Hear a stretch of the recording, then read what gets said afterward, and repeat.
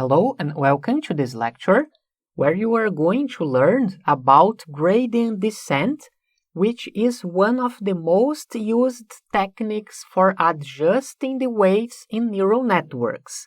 As we saw in previous lectures, we need to implement some slightly more complex concepts to update the weights in more complex neural networks. So, you will learn about the gradient descent and also another important concept, which is the derivative calculation. In this image, we will assume the weights are initialized at the top of the figure. The higher, the greater the error, and the goal is to reach these points at the bottom of the graph where the error is small. We can consider this whole part of the drawing as the error values. It is called gradient descent because it is like a mountain. Every time the weights are adjusted, we go down the mountain or the gradient until we get to this point here. For example, let's suppose the weights are initialized here where I am pointing the mouse, and after the first update, you go down the mountain and get here. Then you perform another update, you go down the mountain and get here. This execution is according to the number of epochs. If it is 100 epochs, you perform this process of going down the mountain 100 times.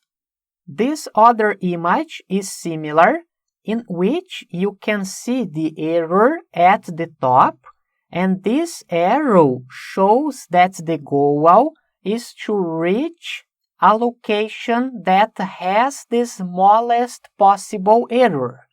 Note that this figure has several other points that are lower than the others, such as here, here, and here.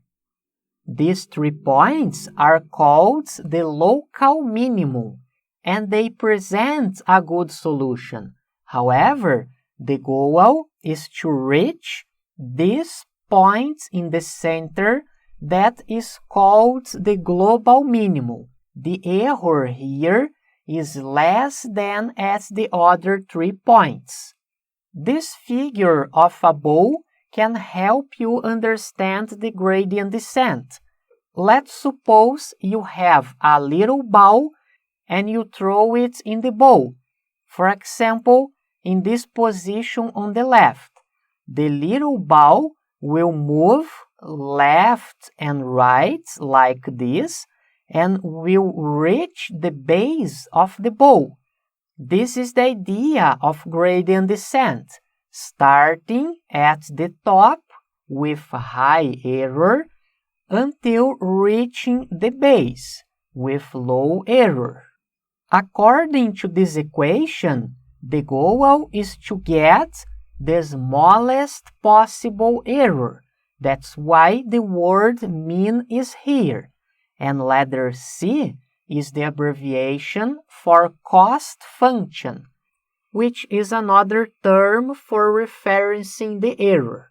There are some values within the parentheses from W1 to Wn, and the goal is to find the best set of weights that return the smallest possible error. So far you have understood what the gradient is. We need a mathematical equation to indicate which direction the weight update should go in. For example, if the error is at this point here, how do we know whether we should go up or down, to the left or to the right? To get this answer, we will use a mathematical calculation that will indicate the direction. So we need to calculate the partial derivative to move to the gradient direction. Let's suppose the current weight is 0.1.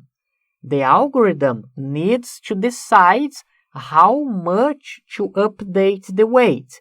Is the best weight 0.2 or 0.3? Should the weight be increased or decreased? Basically, the partial derivative will answer these questions. For this reason, it is so important. As you already know, the goal is to find the combination of weights where the error is as small as possible, and the gradient is calculated to know how much to adjust the weights. On the x-axis of this graph, you can see only one weight, which is represented by letter W, and on the y-axis, you can see the error value. This point at the top has the biggest error, and this other point on the bottom has the smallest, remembering that the goal is to get here. It is important to note that even at these points, the error is not equal to 0. If it were 0, the line would pass in that part here, where I am pointing the mouse. You hardly ever will deal with a problem that the error is 0, especially for more complex and commercial applications. Let's suppose the values in the x-axis are in the range from 1 to 7. So it is easy to see that when the weight is 5, the error is here. When the weight is 3, the error is the smallest, and when the weight is 1, the error is the biggest possible. In case the random initialization of the weight, the value of W is 5, at this point here, there are two directions. In case in the random initialization of the weight, the value of W is 5, this point here, there are two directions. The first is to the right. However, it is a local minimum.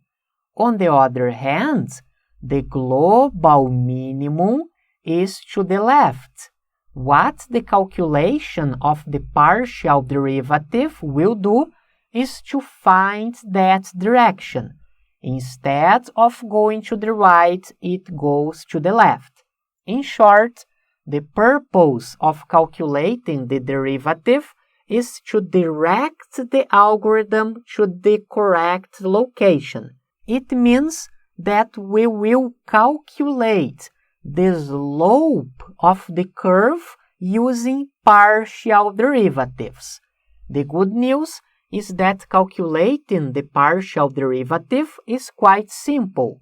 You can see this equation of the sigmoid function, and to calculate the partial derivative, I will take the value of y, which is the result of the sigmoid function, and put it in this other equation.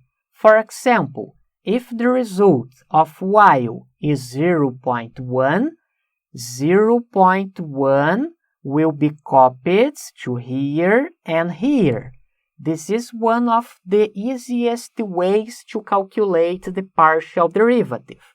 And if you study other materials on neural networks, you will find other ways to get the same result. That's all for this lecture. In the next one, we will continue the intuition about artificial neural networks. See you there!